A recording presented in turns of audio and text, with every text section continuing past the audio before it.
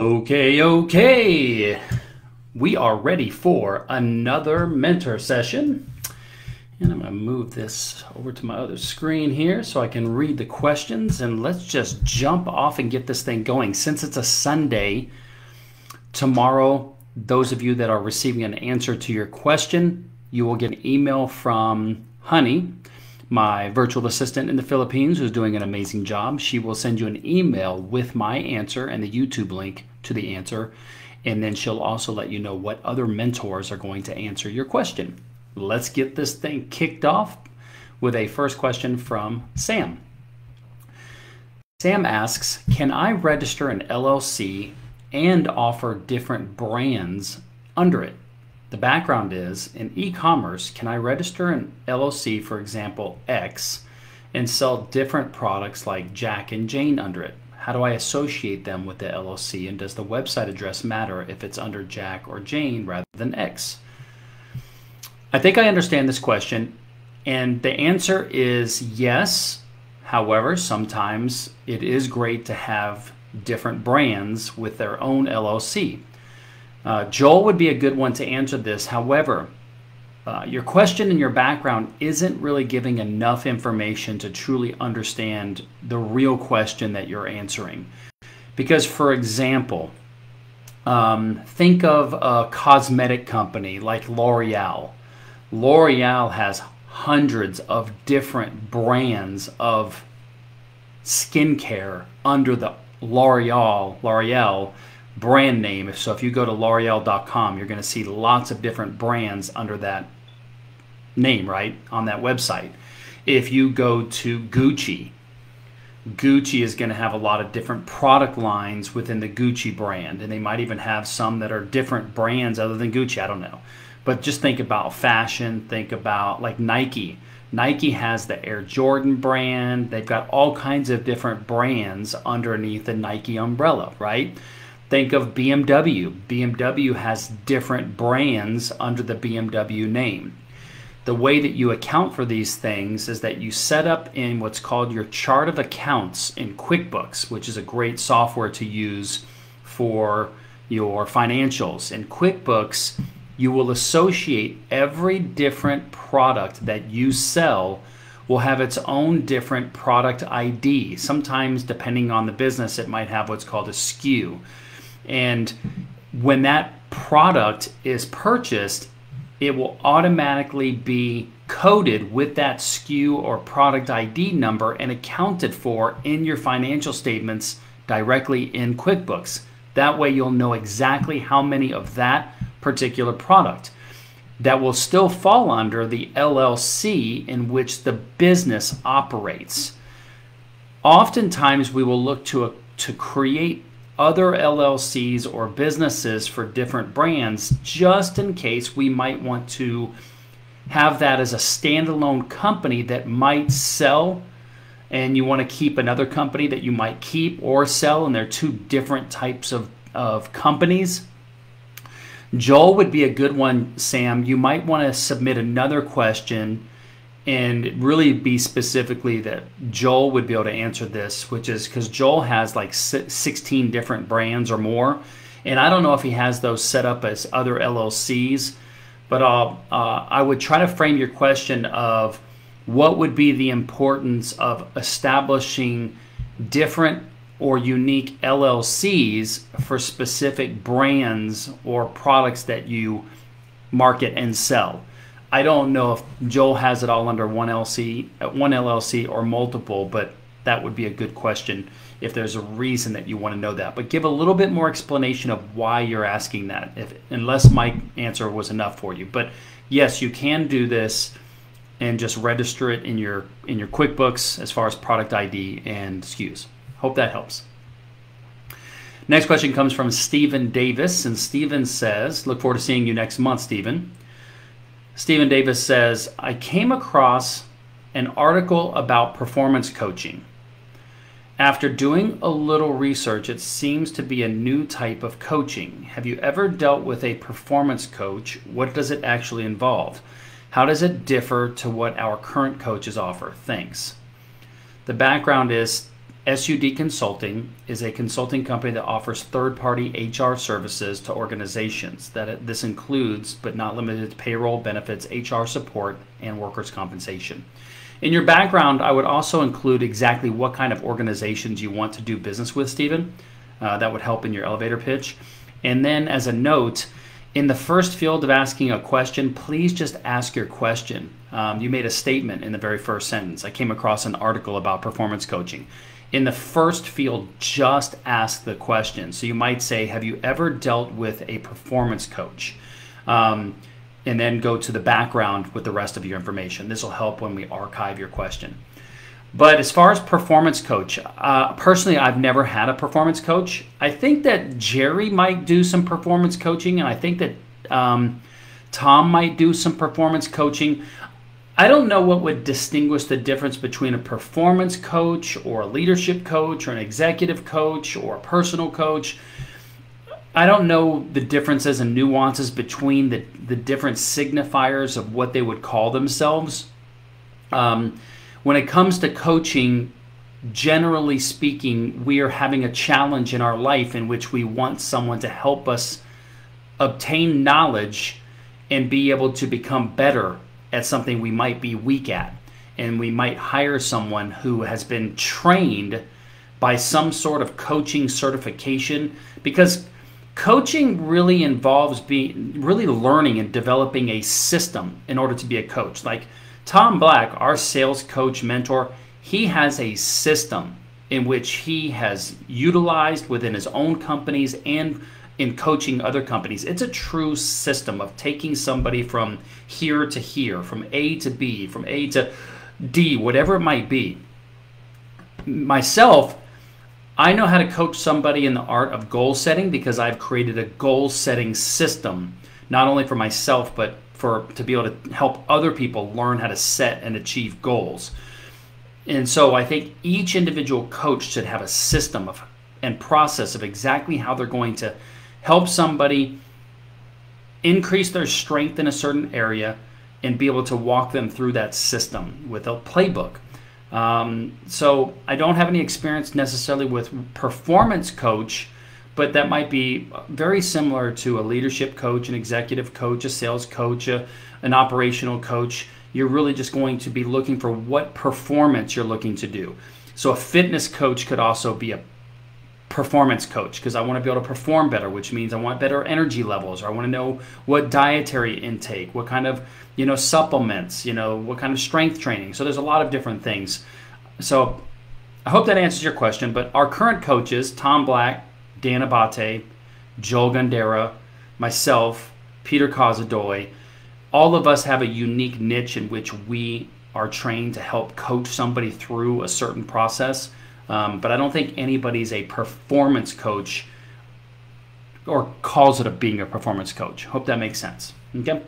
Hope that answers your question. Okay, the next question comes from Liv Gruber. And Liv says, how do you pay yourself from your business? The background is, I'm going to start paying myself and I want to know the best way to do so. Should I be a W-2 employee, 1099 contractor, or is there another strategy? Are companies an LLC? Well, ideally, so that you can start building up your tax return, if you will, I want to say, W-2 is the best because then the company can be paying some of your Social Security and Medicare. A W-2 employee would be able to participate in any type of employee benefit programs that you create for the company. It would be able to participate in any retirement plans that you put together as a company. So W-2 has a lot of advantages. If you set yourself up as a 1099, you're going to pay more self-employment taxes. And the company can help you with that by offering you a higher contracting wage to help pay for those higher taxes that you're going to pay as an individual. But they could also just do that as setting you up as a W-2 employee. What I usually recommend in the beginning stages of a company, what a lot of people do is they start themselves off at a small salary just to get some W-2 income going, which will help when you need to go buy a house or get a loan for a car or things like that, the credit agencies and people, that you're going to be borrowing from, they love W-2 income, the stability of it, if you will, unless you've got 2 to 3 years of self-employment income that you can substantiate. Stop saying Shawn. What usually we do is we start paying ourselves a small salary that we know that the company can commit to on a monthly basis. And then if there's extra money, we might do a bonus every month or a bonus every quarter or a bonus at the end of the year, and then still have that W-2 income. That's kind of the greatest place to get to, is where the company can be stable enough to pay a set amount every single month. The difference between W-2 and 1099 is who's going to pay the tax. If the company can't pay additional to pay the tax, then 1099 might work best for the company, but you as an individual, you're going to be paying more in tax, and that's a bummer. So those are the things to take into consideration when you're thinking about paying yourself out of the company. Okay? Hope that helps. Michelle is our next question, and she says, what are the most important pieces that you must have implemented in your business before making your first hire? Is a company handbook needed before the first hire? What else would be necessary? The background is I own a holiday, wedding, and event lighting company. I'm looking to hire another person to help install lights at our client's home or business. I want to make sure we have everything in place before making the first hire. Well, ideally, if it's a W-2 employee, it makes sense and helps to have an employee handbook. But the bottom line is many startup entrepreneurs just wing it in the beginning days and don't pay attention to getting employee handbooks and branding and core values and all that type of stuff, until the company advances farther. But ideally, in an ideal situation, it would be great to have a complete training program established with video training, a book with the words of how to train someone how to do the job so that they can go back to that training. Online is becoming the way that a lot of companies are documenting their processes for training. I recommend a company called Trainual, Trainnual. Use code AO10, the number 10, for a 10% discount on their subscription. It's like $100 a month. I use it. I used it to train my assistant. I love it. It's so easy to use. I document processes both in writing and in video using screen capture software like Loom, Loom. The more I can do to set up the new team member for success by having a great training program and really working with them the first few weeks one-on-one to make sure they're trained properly, the better. You don't necessarily have to have a handbook, even though it's nice. It just depends. It sounds like you might be doing a 1099 contract worker though, Michelle, and for that you wouldn't need an employee handbook.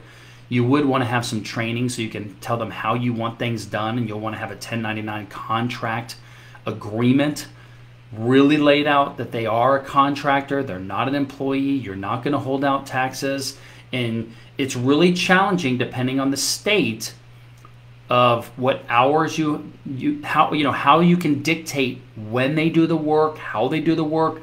I would really recommend that if you're going to go 1099 that you talk to an HR person to be very specific that that particular role fits the 1099 role, or is it truly an employee? And what's her name? Marcia would be a good person to talk to about that. I would recommend hiring her for an hour or a consultation call, if she would even charge you, I don't know, and getting some good advice around that. Okay? Hope that helps. Next question comes from Ashley. And Ashley says, any advice on developing a product line? Background, I own a cleaning company and had an opportunity to create eco-friendly cleaning products. I have no idea what to expect or what to plan for, looking for generic advice. Okay, advice, since you're asking, don't do it. Owning a cleaning company doesn't mean that I need to go out and become a cleaning supply manufacturer of my own product line. I like wine. That doesn't mean I need to go learn how to grow my own wine. I like driving cars, but that doesn't mean that I needed to learn how to go manufacture my own car. Creating a new business in order to take advantage of your existing business, those are great ways to grow.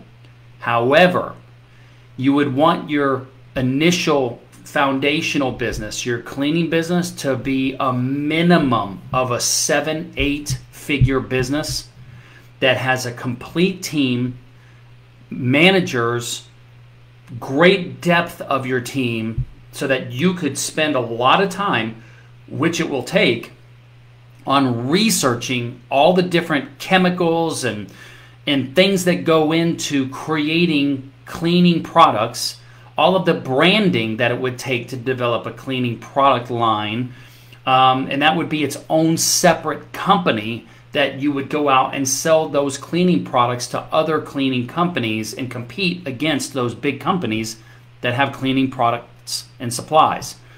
So my advice would be to don't do it until you're doing at least $10 million in your own business, maybe $5 million, but until you have so much money and so much flexibility of time that you could devote to doing it. It's okay to partner with another company and resell or use their products, but that is a completely different business, one in which is insanely competitive. I would highly recommend not doing it. That's my advice. Now, the advice, if you wanted to do it and said, screw you, Shawn, I'm going to do it anyway, well, then go get started. Like if I want to create a new cookie line, then I'm going to go evaluate all the different types of flour, which there are dozens of types of flour out there in the world, and I'm going to research which one I want to use for my cookie. I'm going to research what kind of eggs I'm going to use. Is it cage-free, organic, free-range, generic, whatever it might be. I'm going to evaluate all the different types of sugar that are available. Organic versus pure cane versus honey versus agave versus artificial sweeteners. And I'm going to figure out what other ingredients are going to go into my cookie, and then I'm going to determine what ingredients are going to need it for shelf life, and I'm going to go down that rabbit hole to learn everything there is to know about all of the ingredients that go into making my cookie. Then I'm going to have to understand the industry as far as a manufacturing process. What are the manufacturing limitations and bandwidth for making the cookie the way that I want to make the cookie? Who are the companies that I can go to manufacture these cookies? Because I want to sell millions of cookies, not just a couple dozen that I would make in my home, right?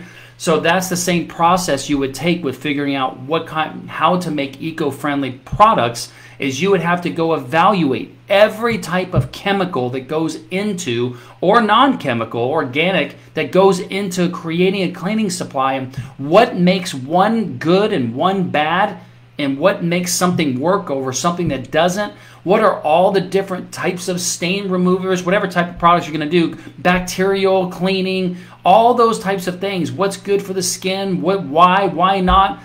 You would want to truly become an expert chemist at your supplies, and that would be the road to go down. So I would listen to podcasts around consumer price goods that specialize in the cleaning product industry. I would look for companies that have blogs on how they created their companies, how these maybe smaller brands have created their companies of cleaning supply products. I bet if I Googled startup companies of cleaning supplies, there's a ton out there, and they are all out there trying to go on social media and do blogs and podcasts and interviews and things like that, YouTube, of how they created their company, and find out what they did and how they did it, and start learning from those companies that have already done it.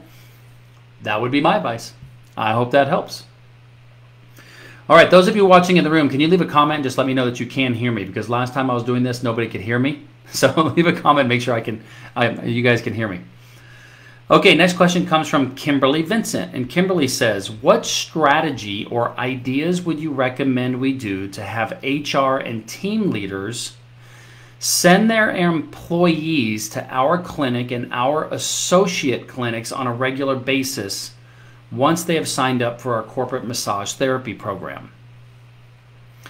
Background is we have a new corporate massage program that targets mid-size and large companies. We help decrease soft tissue pain and stress of employees, creating improved productivity and happier employees. We connect companies with massage therapy clinics and maintain a fee for doing so. We also do virtual one-on-ones for employees and webinars for large teams to educate employees about stress and soft tissue prevention and treatment. Okay, I get the business description, but you really didn't explain the background of the question, Kimberly.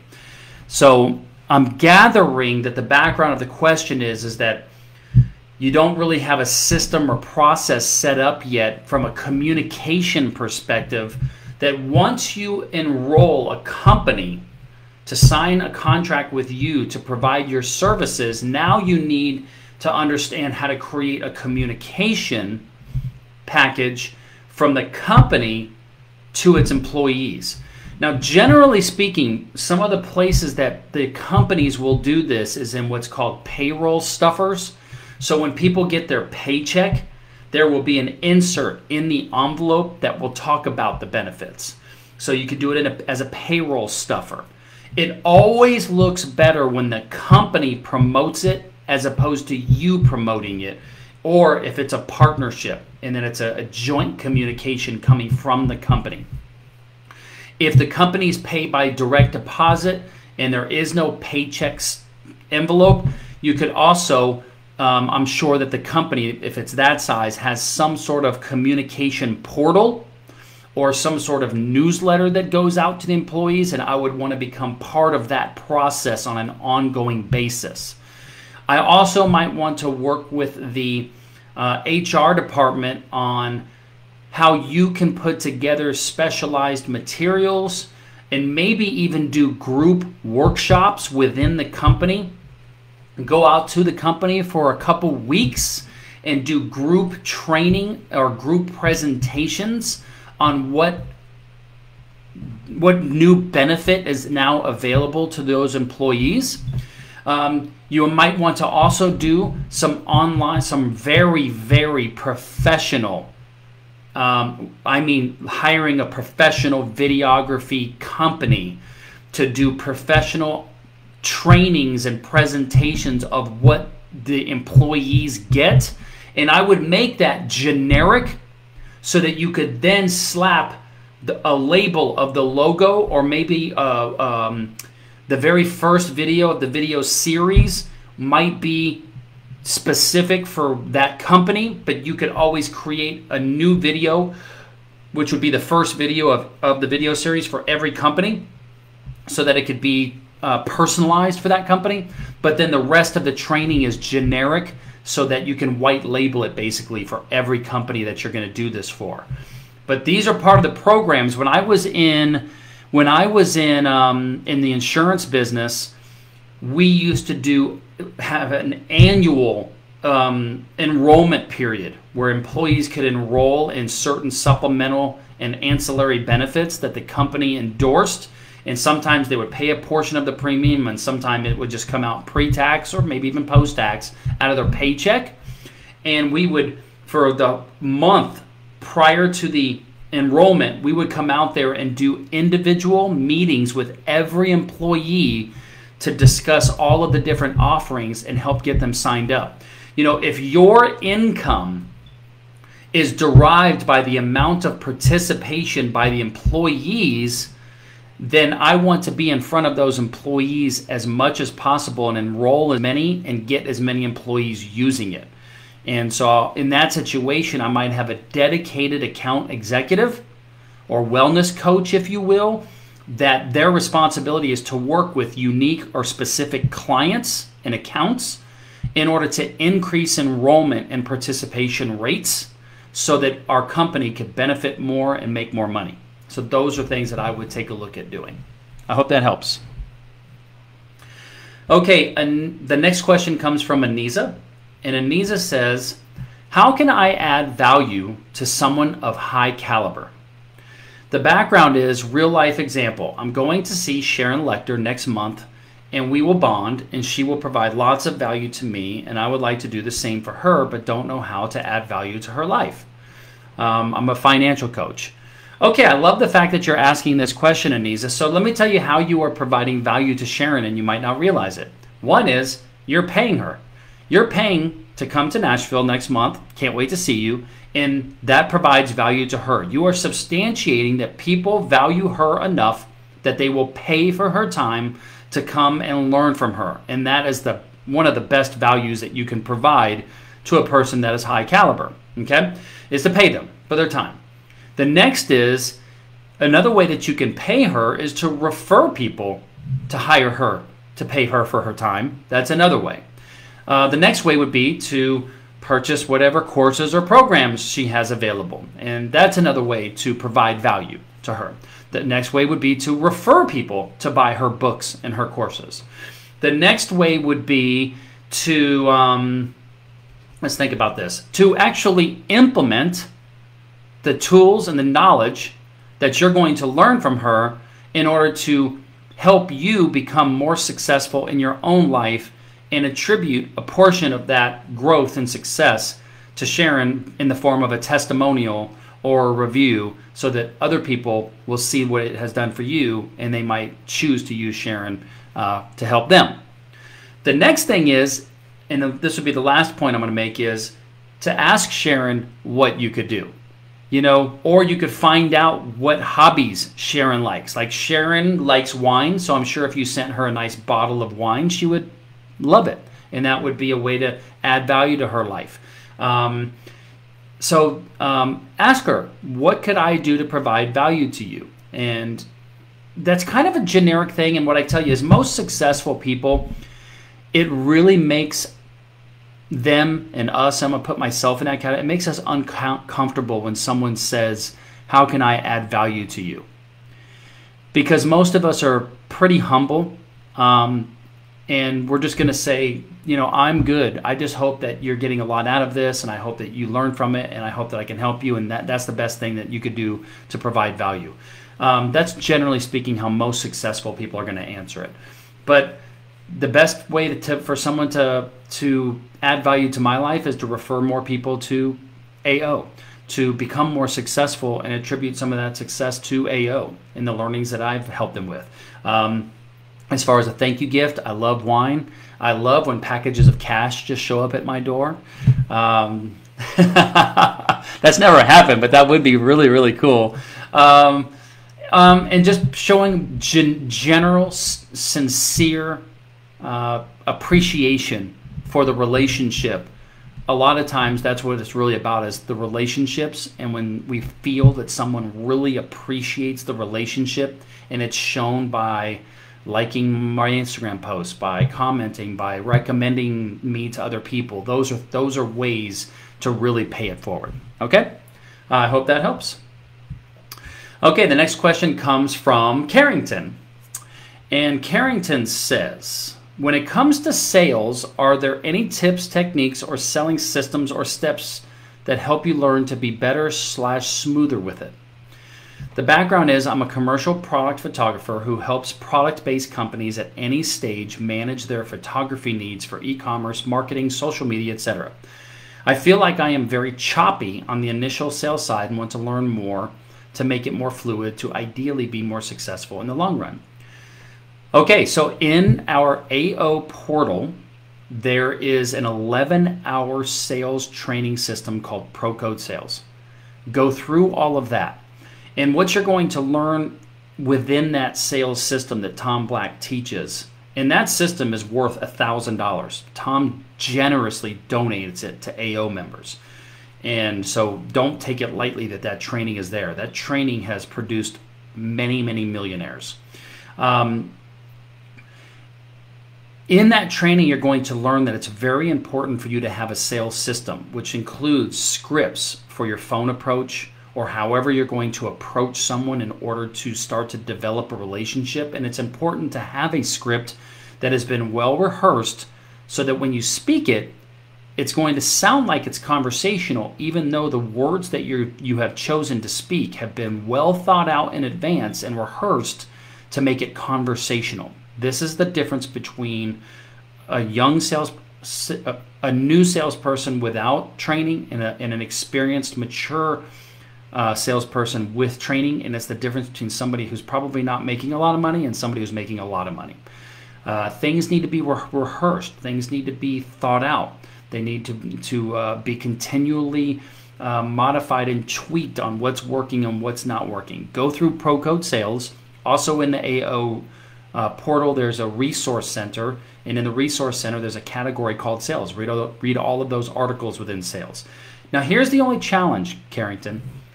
You are, at some point, even though it's important for you to be good at sales, it doesn't necessarily mean that you have to be the salesperson for your company. You're going to have to make a decision at some point to hire a salesperson or spend money on advertising and marketing, and then have someone to be an in-house salesperson to take those leads to convert them to clients at some point. Right now, you can do all of it, but the hope and the plan would be that you want to get enough business coming in that you can hire a salesperson so you can focus the majority of your time and attention on doing the work for your clients, eventually leading to you training other people to be able to do work for your clients, and then continue with hiring more salespeople, hiring more photographers, hiring more salespeople, hiring more photographers, hiring more administrative people to help you with the administrative things. So that's the process, okay? I hope that helps.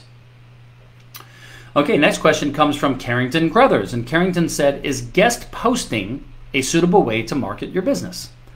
The background is I'm a commercial product photographer where I provide companies with photography for e-commerce, marketing, social media, etc. I've been looking into marketing techniques and came across guest posting, which I had not heard of before. I wasn't sure if this is something that is worth trying and continuing to look into, or if there are alternative marketing strategies you suggest to broaden your audience.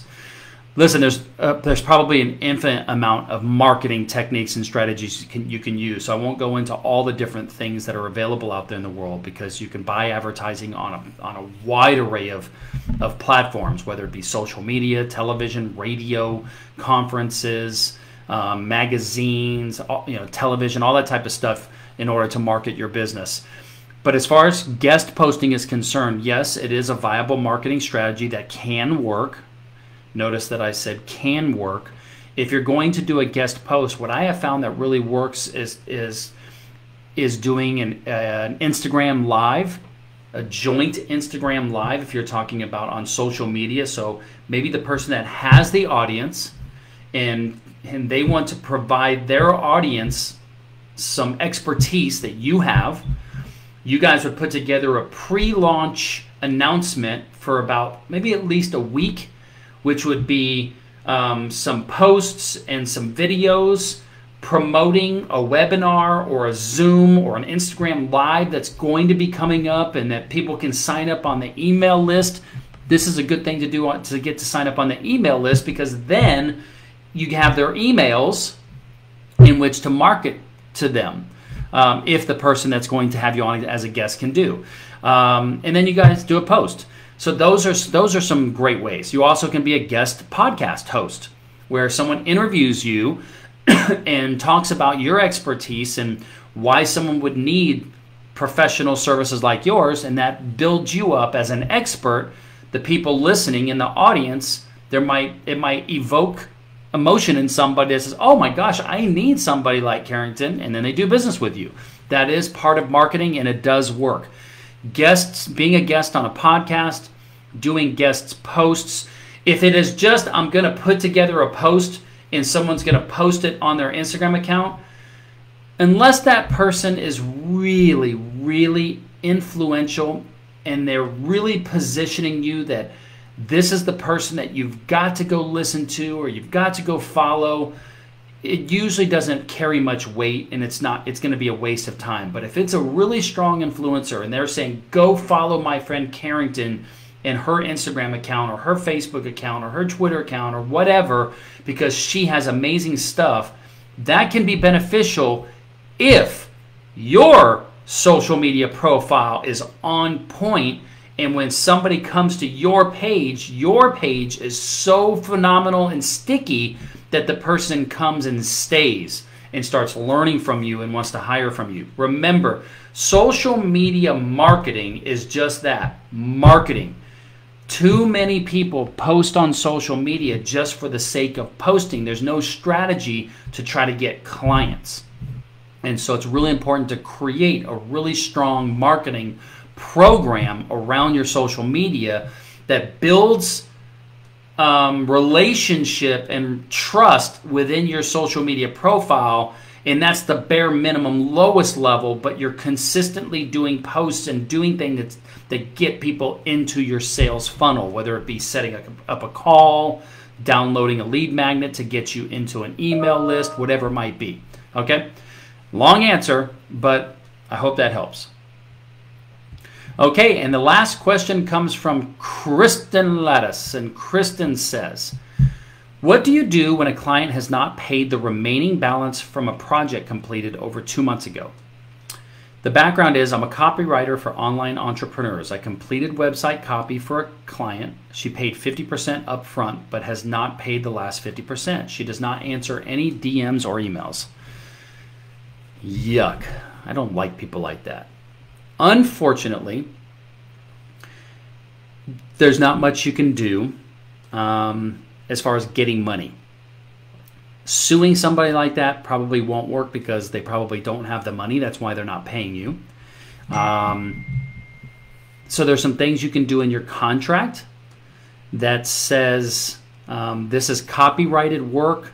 You cannot use this work, and I'm not even going to give it to you until you pay me. So, for instance, if they are hiring you to do copy for their website, maybe you would show them the copy on a Zoom and walk them through it, but they can't actually use it and have it until they pay you. Like, I know that's going so far and probably isn't the answer because it's really difficult to do that because people want to look at it and edit it and so forth. But the challenge is in that world, once you give somebody the words, even though you still own them until they pay you, what is the process for you to get paid? You could sue them, probably not going to get any money, and it's going to cost you time and money to do it. You could leave some bad reviews on their website that you are owed money. Challenge is proving it, in the public eye. So sometimes people don't pay their bills, and you just have to call it a wash. One of the things that I like to do is I like to get credit cards and I like to get contracts. I don't do that with AO because this business isn't set up to really have to worry about stuff like that. But in my last business, if they didn't pay, we just turned off their services. The challenge with your business is it's difficult to do that. So a lot of your business is going to be built on trust. And even if you have a contract, sometimes you're not going to get paid. This is just part of doing business. But can you get a credit card? Can you get a prepaid authorization form for their checking account? I don't know what the capabilities are in Canada. What are some other things you could do? You could require full payment, but in this situation, you're probably not going to get paid. And just call it a wash. It's unfortunate. This is part of doing business. It sucks. But what I always say is I'm just going to go out there and do some more sales and make up for it. At least I got 50%. And I'm going to move on. And I'm going to just chalk it up to a learning lesson. I'm going to look at what are some things that I could have done in this situation. Were there any red flags? When I was working with this client, did they give me any red flags that maybe they were struggling on money? So those are some things to think about. But generally speaking, when somebody doesn't want to pay you, they're just not going to pay you. It doesn't matter what happens. And it sucks. And it's part of business. Okay, so I hope that helps. Lots of great questions on this mentor session. Hope you guys enjoyed it. Hope you got some value. And I look forward to seeing you on the next mentor session, which hopefully will be next week. All right, keep those questions coming. And I will see you soon. Peace out.